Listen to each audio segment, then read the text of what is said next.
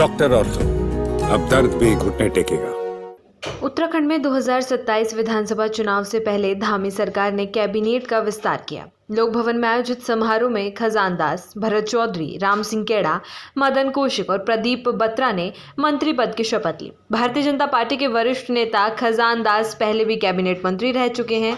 खजान दास ने 2022 के उत्तराखंड विधानसभा चुनाव में राजपुर रोड सीट से जीत दर्ज करते हुए अपनी राजनीतिक पकड़ मजबूत की। उन्होंने कुल 37,027 वोट हासिल किए। खजान दास ने कांग्रेस के उम्मीदवार राजकुमार को 11,163 मतों के अंतर से हराया। खजान दास दलित समाज से आते हैं। इससे पहले 2017 के विधानसभा चुनाव में भी खजान दास ने कांग्रेस के राजकुमार को 8,632 वोटों से पराजित किया था। रुद्रप्रयाग से विधायक भरत सिंह चौधरी ने भी मंत्री पद की शपथ ली। भरत सिंह चौधरी की हिंदी, अंग्रेजी और संस्कृत भाषा पर गहरी पकड़ मानी जाती है। मूल रूप से रुद्रप्रयाग के रहने वाले भरत चौधरी ठाकुर समाज से आते हैं और 2017 से लगातार रुद्रप्रयाग के विधायक हैं।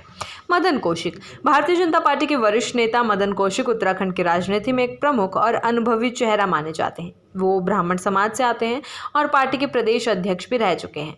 हरिद्वार विधानसभा सीट से लगातार 5 बार विधायक चुने गए कौशिक ने राज्य सरकार में लंबे समय तक अहम जिम्मेदारियां भी निभाई हैं।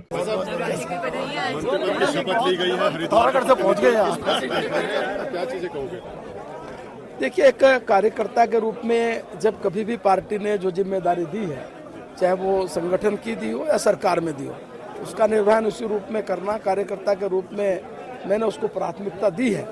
आज जो जिम्मेदारी मिली है मंत्री के रूप में, इसमें भी जितना समय है पूरी ताकत के साथ, हिम्मत के साथ उसमें प्रदेश के विकास के लिए काम करेंगे।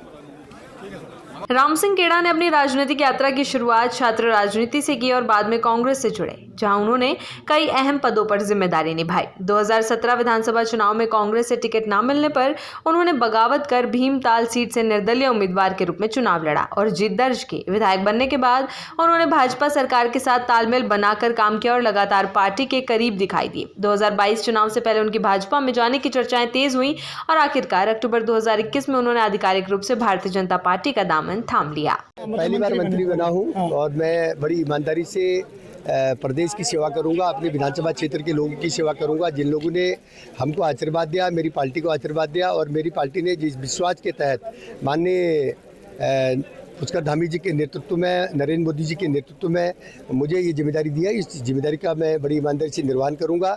हमारा उद्देश्य है विकास का जो road map Bharatiya Janata party ने बनाया, उस रोड मैप के हिसाब से हम काम करें और निश्चित रूप से धामी जी के नेतृत्व में, मोदी जी के नेतृत्व में हम काम कर रहे हैं। प्रदीप बत्रा व्यावसायिक पृष्ठभूमि से आते हैं। उत्तराखंड में जन्मे बत्रा के पिता का नाम राम प्रकाश है। वो हरिद्वार जिले की रुड़की विधानसभा सीट से वर्तमान विधायक हैं। इससे पहले 2012 और 2017 में भी इसी सीट से विधायक चुने जा चुके हैं। साल 2022 में विधानसभा चुनाव से पहले उन्होंने कांग्रेस छोड़कर भाजपा का दामन थामा और जीत दर्ज कर लगातार तीसरी बार विधायक बने। माना जा रहा है कि लगातार जीत और क्षेत्र में मजबूत पकड़ के चलते अब उन्हें धामी सरकार में मंत्री पद की जिम्मेदारी सौंपी गई है। प्रतिनिधित्व कैसा रहेगा, क्या कुछ कहेंगे?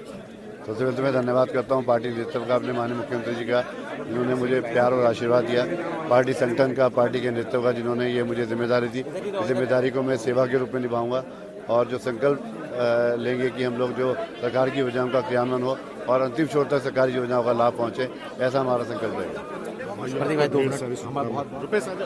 आपको बता दें कि विस्तार 2027 के विधानसभा चुनावों से पहले भाजपा की रणनीति का हिस्सा माना जा रहा है, जिसमें क्षेत्रीय, जातीय और संगठनात्मक संतुलन को ध्यान में रखा गया है। 2027 का विधानसभा चुनाव है और इसको देखते हुए भारतीय जनता पार्टी ने एक बड़ा फैसला किया है। प्रदेश के मंत्रियों के 5 पद रिक्त थे और अब उनको भरा गया है ताकि हर तरह से समीकरण बनाया जाए। मंत्रिमंडल विस्तार में भी सभी समीकरणों को ध्यान में रखते हुए मंत्रियों को जगह दी गई है।